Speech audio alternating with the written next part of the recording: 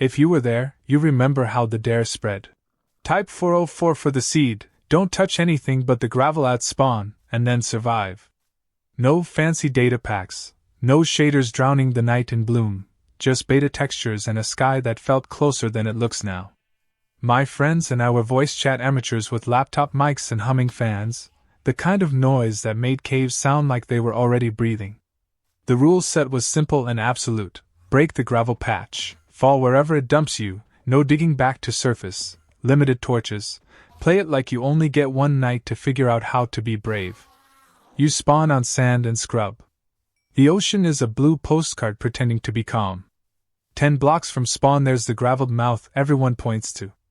We lined up like it was a roller coaster. Ready? Someone asked.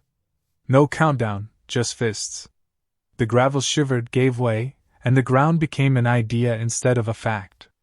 For one long beta second, the world turned into wind. Half the server screamed, half laughed. All of us dropped in a clattering storm of falling items and plans. The cave doesn't welcome you. It swallows you politely. You land in a room that sounds like a chorus of dripping clocks. Sand hisses somewhere. A skeleton misfires in the distance. You're alive but still falling inside your own head. First instinct, spam torches. But the challenge rules bite. Only a limited number, and every light now is darkness later. We argued immediately. Save them? Spend them? Build a base or keep moving? The votes stacked as unevenly as our hearts. I placed one torch and learned again how light makes a contract with fear. I'll show you what's near, if you promise not to imagine beyond it. Stone freckles into iron, coal grins back like a friend who can't fight. We took stock, wood scarce, food scarcer. The gravel above sealed itself like a memory. For the first time since spawn, nobody talked. The challenge had done what the internet rarely does, made us all quiet enough to feel present together. And then we heard it, water to the left, lava ahead, and somewhere in the right hand dark a single, lonely zombie making the case that we didn't belong. Old 404 rules varied, but our crew used 13 torches total.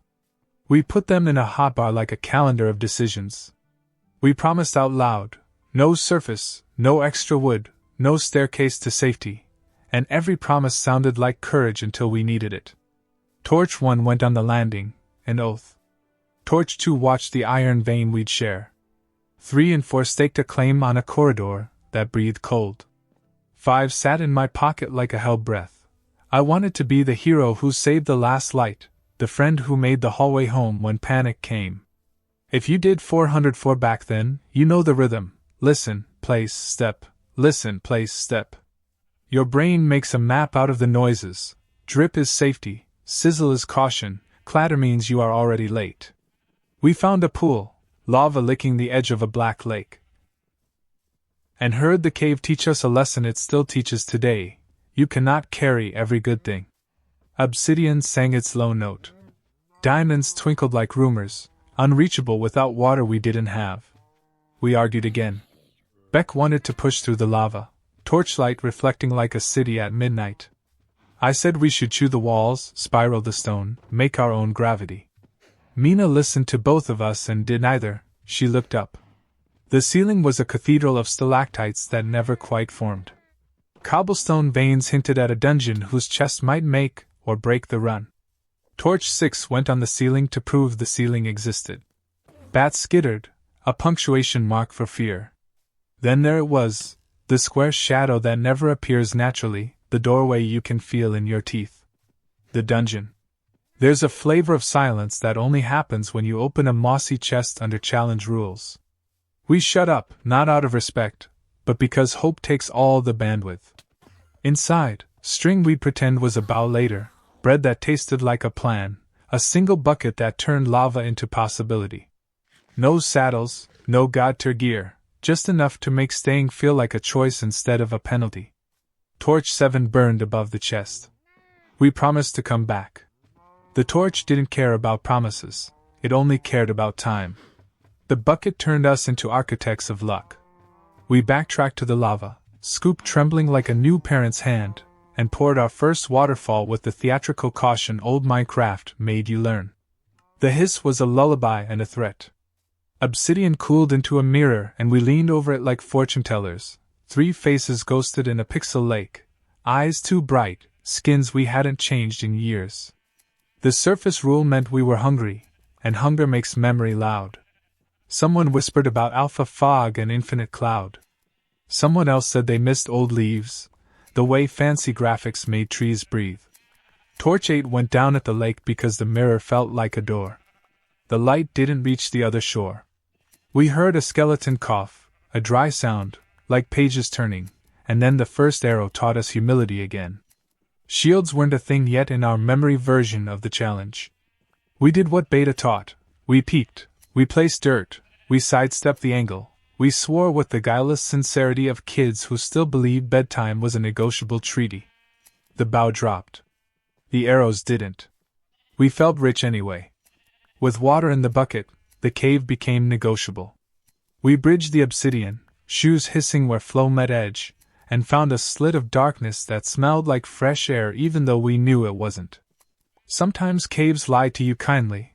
The draft is just geometry, but it feels like rescue. Torch 9 turned that slit into a corridor. The walls narrowed until our shoulders scraped the world.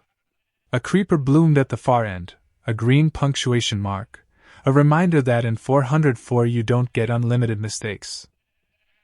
"I'll take it," I said, and I meant it in the way you mean.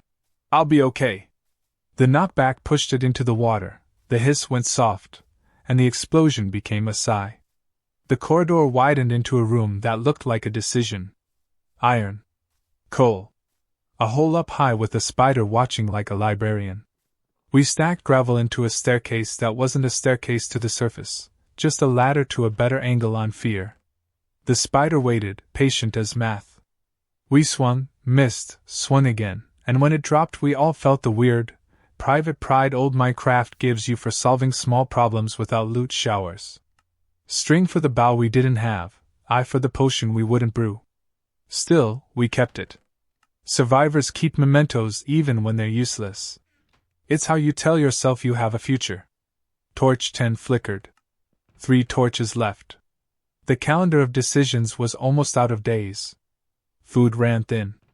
We had the bread from the chest, a couple of pork chops from a panicked boar moment before we punched the gravel, and the kind of hunger bar that turns bravery into arithmetic. This is where 404 feels like life. You don't win by winning. You win by not spending the part of yourself you can't get back. We rationed bites like confessions. We timed sprints between safe zones like the floor was counting. Beck cracked jokes softer than usual. Mina hummed a melody old players know even if they don't have a name for it. The one you hum when caves hit the reverb just right and everything sounds like it's waiting for you. We crafted a bow from stubborn string and cruel optimism. 6 arrows felt like a strategy until they were 5, then 3, then a story we'd tell about the time we almost had a plan. The cave turned mean. 2 skeletons flanking with that uncanny pathing that always feels personal. Lava behind us, drop to the left, the kind of geometry comment sections love to explain after you die. I placed torch 11 and heard my voice get smaller. Light saves you. It also marks where you are for everything watching. We retreated not because we're cowards, but because 404 trains you to respect tomorrow. In a side pocket we carved a room, 2 blocks deep, 3 blocks kind, door made of dirt because wood was memory. We called it base like kids call the curb home, in a game of tag. We melted iron we'd nearly died for and made helmets first. Don't ask me why, old habit, maybe we were protecting the part that does the thinking. Mina wrote a rule on the wall in cobble, don't spend the last 2 torches. It looked like a shrine and felt like a dare. We lay in beds we didn't have, eyes open, counts running, arrow counts, stake counts, heart counts, the math of staying. Somewhere out in the dark, something stepped and then remembered it didn't have permission. Torch 12 stayed in my hotbar all night. Sometimes the bravest thing you do is refuse to pretend the dark isn't real. In the morning, if caves have mornings. We went back to the skeleton corridor and did something old 404 runners will recognize. We remade the fight until it agreed to be fair.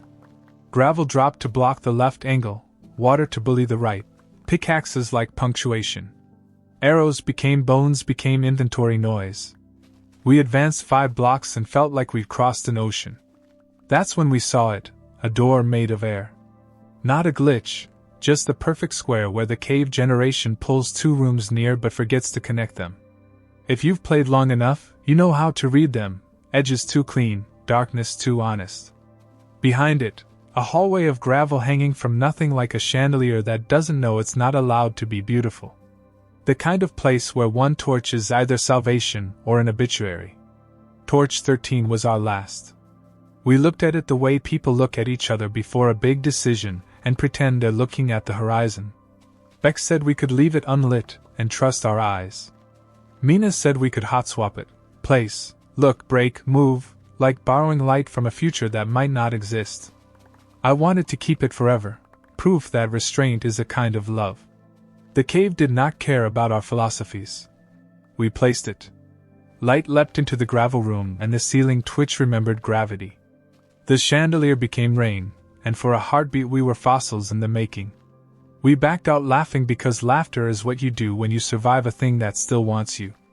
The collapse opened a new passage, low, wet, hopeful.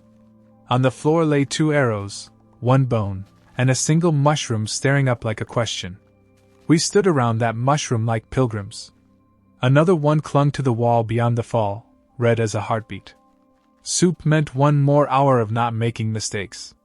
We harvested like thieves in a church, planted what we could in the dim corners that might count as a farm. The torch was gone, buried, spent, history. We looked at the dark ahead and negotiated with it in silence. The rule was still the rule. No surface. No rescues. Only each other, and whatever the cave would trade for our patience. And we stepped forward, because that's the only way 404 ever lets you win. Old school players know the math of hope: 1 brown, 1 red, 1 bull equals tomorrow. We fanned out like cautious searchlights, hands on stone, eyes milking shapes out of dark. The gravel fall had opened a spider's thread path along a wall, just wide enough for a shuffle. I took it. Beck anchored with water, its whisper the kind that braids nerves into rope. Mina counted steps aloud. 8, 9, 10, like a lighthouse beam in syllables. At the ledge's end, a second red mushroom waited as if it had agreed to meet us here years ago. I broke it and felt richer than any diamond could make me. We built the ugliest farm in history, a 2x3 cleared of light, ceiling lowered to the forehead, walls scarred for airflow that didn't exist. We planted brown and red and then turned our backs because mushrooms don't like to be watched. At least that's what we told ourselves while hunger turned superstition into strategy. I crafted 3 bowls, like placing trust into inventory slots. First soup went to Mina, who'd taken the arrow earlier and said it didn't hurt. Second went to Beck, who pretended he wasn't shaking. Third we split, which is to say I lied about how full I was. Without torches, navigation became religion. We marked home with 3 cobble stairs and a chevron and adopted a rule: left-hand wall out, right-hand wall back. It made the cave feel solvable, a maze that would eventually cough us up into a room that felt like a reason. Past the mushroom closet, we found a slit drifting cool, draft or imagination, and heard the cave say there was more of it than there was of us. That was okay. Old Minecraft taught us to be small and stubborn, not large and loud. Somewhere behind, a skeleton brushed armor we hadn't seen and decided it had changed its mind. In front, water deepened its voice and promised a river. Between those 2 promises we chose the one that might carry us. The current took us around a bend like a carnival ride with the lights off. The boat didn't exist, our feet did, and they skated over gravel we couldn't see. We washed into a basin lit by lava tears, and the first thing I saw was a mineshaft fence peeking around a corner like a warning. We stood on the threshold, soup warm in our ribs, and told each other the oldest joke. It's just wood on stilts. The cave heard us and smiled with too many teeth. Mineshafts in 404 feel like cheating and punishment at the same time. Wood means tools, wood also means you weren't supposed to have more. We took 6 planks only, oath maintained, and put them in the ledger of mercy. Fence posts mapped a grid of decisions. Cobwebs glowed like trapped breath in the lava light. Somewhere, rails hummed an old, tinny song, the one you hear in memory when you think about night mining and your laptop fan pretending to be wind. We listened. Not for mobs, though their feet scrawled impatient notes nearby, but for the story of this place. Chest minecarts were unlikely but not impossible. We cleared a loop, left-hand rule, half blocks down, pebbled steps. The first chest we found was empty. Not bad luck, empty, generated empty, a mean trick from a version that didn't care about our narrative pacing. The second had coal, like a forgiving smile, melon seeds, useful nowhere, and a single piece of bread. We divided it into absurd fractions because theater matters when numbers don't. Then the hiss we all pretend doesn't rattle us. Cave spider nest to the right, spawner under webs like a memory you haven't untangled. With no milk, no shields, and fragile health, the correct move was retreat. We didn't. Old challenges make you brave in the way nostalgia confuses with wisdom. We boxed the spawner with what we had promised not to spend, expecting punishment and receiving none, only the small triumph of closing danger in a crate and labeling it. Later, Mina found a detour, a drop 3 blocks deep into a room that breathed softer. I peered in and froze. On the far wall, our chevron mark stared back. Impossible. We'd looped to home through a topology that made sense only if the cave had been reading over our shoulders, learning our rules, and rearranging itself to honor them. I felt that old beta joy like a warm coin on the tongue. The world is bigger than your plan, but somehow it still wants you to succeed if you watch and listen. We reinforced the base, extra chest, smelter 2, crafting table etched with scratches that look like runes when you're tired. Beck placed the bread from the mineshaft like a trophy. Mina replanted the mushrooms and whispered, "Thank you," because it had worked once. I stashed our last bowl in the top left slot, old superstition, then admitted out loud that I missed the surface. No one said? Same. They didn't have to. We slept without beds by closing our eyes and naming mobs until the fear got bored. We pushed deeper late because late makes old servers feel honest.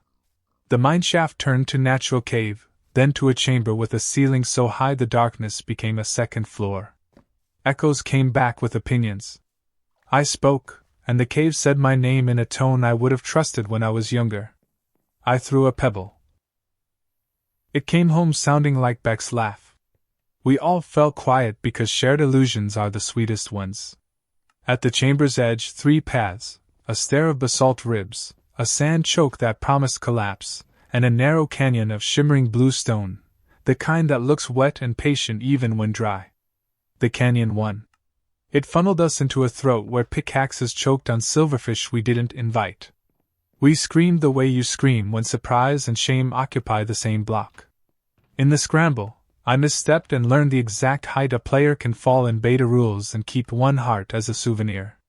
At bottom, the universe rolled a gift, a trickle of water from an eye in the wall. We caged it with cobble and stretched it down, turning a cliff into a polite ladder. The bucket earned its keep again. The flow wrote its slow letter across stone, and below it, the floor glittered with ore. We argued about priorities mid-crisis: iron for armor, coal for smelts, redstone for nothing but pride, and settled on the only answer that satisfies no one and saves everyone: balance. We found our first diamonds. Not a patch big enough to crown us kings, just 2 gems tucked under a lip like shy teeth. We mined them in ceremonial silence, torchless, with lava humming a hymn 2 blocks away. The sound of a diamond entering your inventory used to make the world bigger. It still does if you let it. I held one and felt the irrational relief of having something that couldn't feed us, couldn't defend us much, but could remind us we were good at this. On the way back, we triggered the sand choke. Of course we did, and learned again the gospel of keeping a torch ready even when torches are gone. I punched upward, gravel hating my fists, lungs counting blocks like rosary beads. Beck jammed a plank against physics, and for once physics shrugged and let us pass. When the cave was quiet again, Mina said softly, "I think we should name the torch that saved us." We didn't have a torch. We named the air. We made a pact, no heroics without account. Before opening any door the cave pretended not to have, we listed what we could lose and said the numbers out loud. It didn't save us from mistakes, it made the mistakes feel like we had chosen them, which is sometimes the same comfort. Our count for the next room: hearts 6, arrows 3, soup 0, pickaxes 2, 1 sighing, bread memory. We pushed through anyway because courage without calculation is thrill-seeking, and calculation without courage is staying still. The room was a geode of sounds: drip, step, hush, stitched together by a loop of minecart rumble too even to be natural. Spawner? Beck guessed. Players? I said, because nostalgia will invent friends for you at the edge of sleep. We followed the rumble into a low corridor that punched left when it should have bent right, and came out above a ravine with a ribcage of rails braced awkwardly across the gap. The rumble had no source, which made it worse. A cart without a cart, sound without body, history without witness. It felt like listening to a memory someone else had of us. We bridged slow. Planks aren't precious until rules make them so, and then each placement feels like a year of your life you don't get back. At the ravine's center hung a bell, yes, a bell, rendered in the crude dignity of beta blocks, swinging on no chain with a motion that repeated too perfectly to be real. Decorator, Beck muttered. Seed myth, Mina said. I said, I don't know. And the cave agreed. We didn't ring it. Not because we're wise, but because the rules had stripped us to essentials, and essentials don't include extra consequences. We skirted the bell and the ghost rail and found, tucked into a lip of stone, a chest. Inside, torches. Not many, 5, but more than none. We stared at them like winter stares at first fire. No challenge moderator was here to say whether taking them broke the spirit. We looked at each other, and remembered being kids who wanted to play again tomorrow. We took them. Torch 1 lit the ravine lip, 2 marked our way back, 3 lived in Mina's offhand like hope. The cave grumbled, not angry, just recalibrating the difficulty curve the way good games do when you refuse to quit. We walked on. The bell swung behind us, silent now, because mystery is kind enough to rest when you choose life over spectacle. At the far end, a gravel dome waited. We looked up, and the ceiling blinked.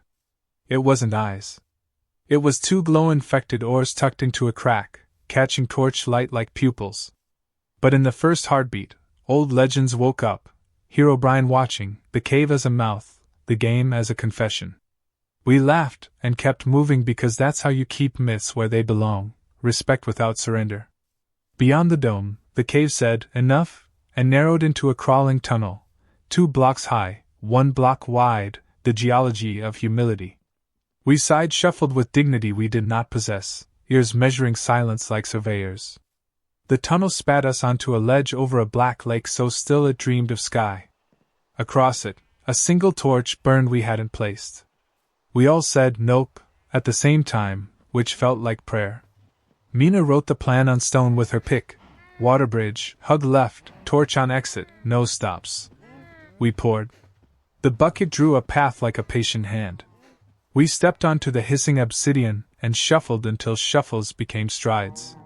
In the lake center, something bubbled once. Lava hit by a drip, maybe, and we all sprinted the last 4 meters as if the dark had remembered our names.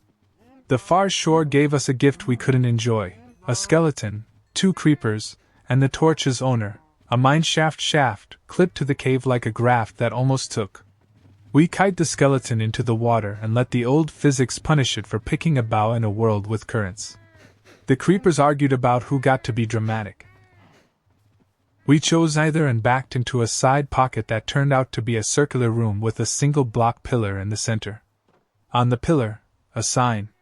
On the sign, 2 letters, OK. I don't know why it hit us so hard. Maybe because challenges compress meaning until ordinary kindness becomes scripture. Maybe because we wanted permission to be tired and brave at the same time. We stood around the pillar, and let the sign say it until we believed it.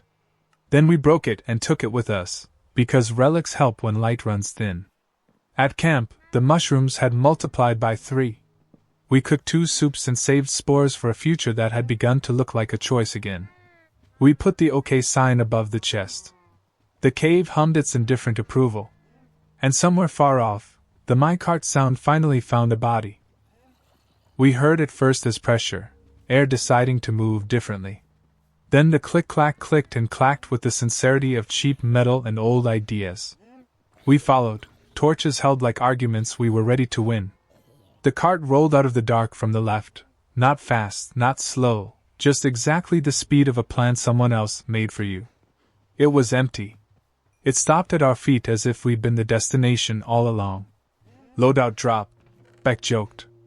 The chest in the cart said otherwise: 2 bones, flint, a single carrot, and a book titled 404. Pages blank until the last, which held one word: stay. We looked at the carrot like it was a golden apple wearing humble clothes. We couldn't farm it properly down here. We also couldn't not plant it. We dug a 2-block farm by the mushroom closet and redirected our holy water. Carrot went in. The dirt looked back unimpressed. We torch-set the farm for exactly 8 minutes before guilt kicked us back into the dark. The rails that brought the cart didn't go anywhere in particular. They looped a figure 8 across 3 levels like a signature pretending to be purpose. We traced it, thinking of the bell we hadn't rung, the sign that had said OK, the book that had said stay. Old challenges aren't about beating the game. They're about learning which voices to obey when your own voice is tired. We pushed the cart. It came back. We blocked one track, it took the other. We dismantled the corner, and it sighed to a stop like we'd disappointed an elder. Leave it, Mina said, and for once we all agreed immediately. We put one torch above it like a candle for an idea we didn't yet understand. Then we followed a drip to a crack and slipped through. On the other side waited an amphitheater of stone with seats carved by water and time. In the center stood a 1-block pillar capped with gravel. No torches, no rails, just a room that wanted to watch. We all understood the test at once. I placed the torch on the pillar and knocked the gravel. The ceiling took a breath. We ran. The collapse chased us like an audience deciding the play had been rude. Gravel seethed, sand shrugged into dust, even the cobble we trusted trembled as if remembering lava. We rode our water ladder down a level that hadn't existed, listening to the ceiling erase the room we just agreed to know. When the hiss turned polite again, we edged back, guilty and triumphant, like kids who proved the alarm worked without starting a fire. The fallen ceiling left a new geometry, a sloped ramp into a belly that smelled like stronghold. You know the smell if you've ever found one by accident: old water, ordered stone, the ghost of libraries. Our hearts did the embarrassing thing and sped up for corridors we hadn't earned. We stepped in and found not a stronghold but a mockery of one, a corridor of stone bricks that ended in natural cave after 5 meters, a jail with no bars, a library that was a single shelf half-eaten by world gin. The cave had dressed up for us and expected applause. We gave it, because manners cost nothing and gratitude buys luck. The shelf held 4 books, 3 empty and 1 titled Patch. Inside, 2 lines, removed Herobrine. And under it, smaller, not here. I showed it to the others and watched nostalgia and relief fight in their faces. We put the book in our chest next to OK because relics like company. At the end of the corridor, water braided in from a roof fault and sketched a river across bedrock that any speedrunner would have loved. We weren't speedrunning. We were staying alive. Still, the path beckoned. We rode it until it fell into a basin where obsidian, lava, and gravel negotiated boundaries. And there, on a tiny island barely a block and a half wide, sat a single sapling. We stared like pilgrims again. A tree underground breaks rules and opens futures. With bone meal it would become wood and apples and a place to pretend we had a sky. We had bones. We also had a challenge rulebook that didn't mention underground orchards but felt like it might frown. We won't exploit, Mina said. We'll survive. That sounded like permission. I sprinkled bone meal. The tree hesitated, then leapt. Leaves filled the room with the sound of soft coins. Apples stunk like applause. For 2 minutes we had weather. We stood under blocky shade and remembered surface breezes we hadn't earned. Then we harvested, replanted, and promised the sapling we'd do better with the next one. The cave didn't answer, but the river sounded pleased. Apples in our pockets turned us silly. Hunger loosens the bolt on joy. Beck proposed a concert. Mina built a stage out of 2 slabs and a stubborn optimism. I tuned a note block we'd carried like a lucky rock and tried to find the chord that sounded like not dying. We sang quietly so as not to upset the bats.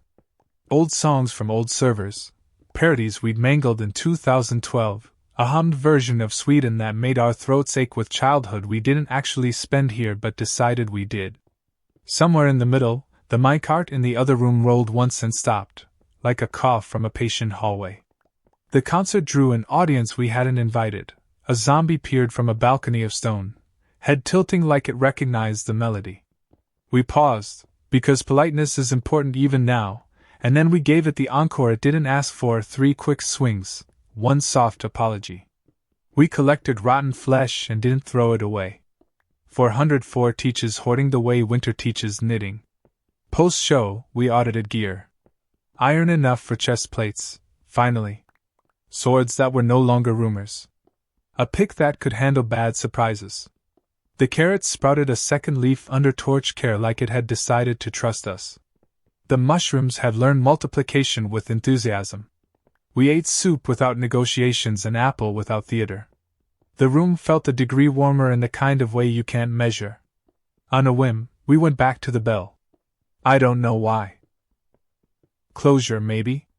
The ravine received us with the soft, patient contempt of places you leave and return to. The bell still hummed.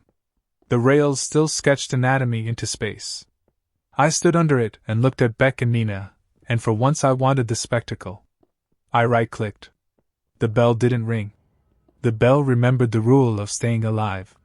It chimed inside us instead, in the change in our breathing, in the way our shoulders loosened, in the way the cave outline grew friendly. We walked back slower than we'd come and counted a small victory twice. That night, we slept for real, one by one logging out in the base with the OK sign and the sapling trying to be a forest. We wakened to choices. That's what survival really means. With health up and soup steady, exploration no longer felt like penance, it felt like curiosity with a job. We followed the river deeper, turning corners where stones shifted from gray to blue to a color that doesn't have a name because monitors can't quite show it. The flow narrowed, then widened, then took a sudden, humble dive into a slit too small to be a proper waterfall. Through it we heard the polite roar of a bigger system. We dug, not up, not out, but through, 2 blocks at a time, respecting 404 while refusing to be trapped by geometry. The slit opened into a cavern so broad we had to walk a minute before the ceiling agreed to exist. Stalagmites raised their arms like crowds at a show. Water stepping-stoned across the floor, choosing elevation like it had taste. Our left-hand rule nudged us onto a shelf where the floor had been careful, smoothing itself into a path. Feels built, Beck said. At the path's end, a painting hung. Just a painting. 1 block wide, 2 high, the kind you slap in a hallway to say you have culture. Behind it, a 1-block crawl into a 5-block room with a single chest. Inside, a compass. In 404, a compass is a joke. It points to a surface we're not allowed to meet. I held it anyway and felt reality tug like a fish on a line. Spawn was up there, 10 blocks and a lifetime away. The needle shivered toward a sky we'd promised to love by not seeking. We left the compass on a pedestal we made out of stairs and pride. Later, Mina said, and the word was a kind of wealth. We marked the room with 3 buttons because we were running out of ways to say we were here, without spending light. Then we kept moving. Past the painting pocket, the cavern narrowed into an aisle lined with veins of lapis like prayer beads. We took none, not because we're pious, but because the color looked like it wanted to stay. The aisle opened into a balcony over a second ravine, and on the far wall, set impossibly, sat the outline of a portal. No frame, no eyes, just the suggestion, a ring where stone had declined to be. I checked our count, arrows 5, soups 3, apples 2, hearts generous. Not yet, I said. Not yet, they echoed. Saying no to wonder is a muscle you build or it builds you. We turned our backs on the promise, and walk toward the sound of home. You don't return in caves. You spiral into a place that resembles where you started and declare victory. Our right-hand wall brought us to a fork with a pillar we named by accident. A column of or we mined halfway, leaving a waistline like a belt. We'd been here. Relief is a poor compass, but we followed it anyway. Another 20 meters and we saw the chevron. But the base wasn't behind it. The base was offset, 2 rooms to the left, a floor lower, a version of itself shifted by the cave's sense of humor. Our OK sign was there, but it said KO, knocked off the nail by a tremor or by the idea that nothing stays exactly as you leave it. We laughed because the alternative was to argue with stone. We rebuilt. Not the sign, our sense of why we were still here. We crafted a map we couldn't fill. We sorted chests with categories that made sense only to us. Hero things, maybe later, no, really later, souvenirs from the minute we almost died. We planted a second sapling where the ceiling allowed and wove water through slabs to fake rain. The carrot gave us a second carrot, and became less of a miracle and more of a neighbor. That shift is survival's quiet endgame, when the thing you prayed for becomes the thing you plan with. On the wall, Mina drew the next plan in buttons and stairs like constellation work. Push left river, test portal outline, respect hunger, bring the cart. We grinned. We were making rules now, not just obeying them. We grinned. We were making rules now, not just obeying them. Some stories stop with a final monster or a trophy. 404 refused that neatness. It wanted small things, an inventory of kindness, a calendar of stubborn comforts, the habit of checking that your friends still breathe on the other end of a cord. So we made one last rule, scribbled in cobble above the chest, tiny and blunt: leave something good. Not for show, not for likes, but for the next pair of eyes that falls through the gravel and needs proof that someone else laughed here first. We did it like people who had learned to be ceremonial without needing applause. Beck took the compass and wrapped it in a strip of leather, placing it beside the OK sign with the kind of reverence you reserve for old photographs. Mina wrote our names on a plank and nailed it to the cart. I buried a single torch under a slab with a note, for when it gets too quiet. The axe felt small and enormous at once, because the cave measures time in the things people leave behind. We walked the map one more time.